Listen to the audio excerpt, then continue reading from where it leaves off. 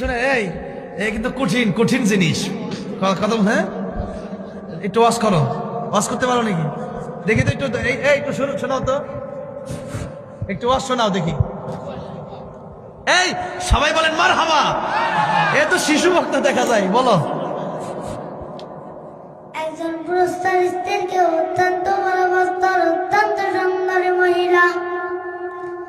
একদিন স্ত্রী মারা গেল, স্বামী সহ্য করতে পারে নাই। স্বামী তার স্ত্রীর কবরের পাশে দাঁড়ায় দাঁড়ায় কান্দে, বৈশা বৈশা কান্দে।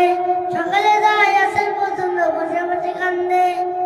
লোকজনে বলে, ভাইয়ের কান্দে লাভ কি? বিবি তার ফিরে আসবে না। কই না রে ভাই, আমি আমার বিবির অত্যন্ত ভালোবাসি, স্ত্রীর মায়া আমি বলতে পারি না। মারহাবা। একদিন ইসার সালাম মহিলা রাস্তা দিয়ে যাইতাছিল, দেখে একজন পতি কবরের পাশে দাঁড়ায় দাঁড়ায় কাঁদতেছে। ততক্ষণ ইসার সালাম ডাক দিয়ে বলে, বাইরে আল্লাহু আকবার। তুমি এখানে এই কান্না করতেছো কেন? বলে, হুজুরে এখানে আমার 3 দিন হলো, এই আমার স্ত্রী 3 দিন হলো কবরে শুয়ে আছে। যাই হোক, জোরে কর মাশাআল্লাহ।